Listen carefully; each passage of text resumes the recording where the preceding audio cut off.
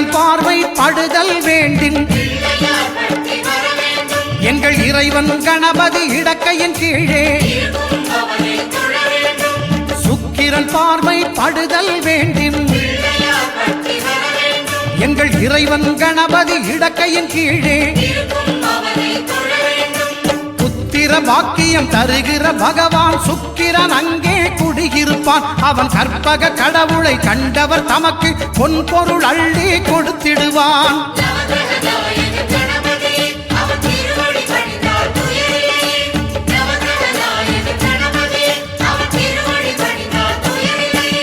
ஒன்பது கோளும் ஒன்றாய் காண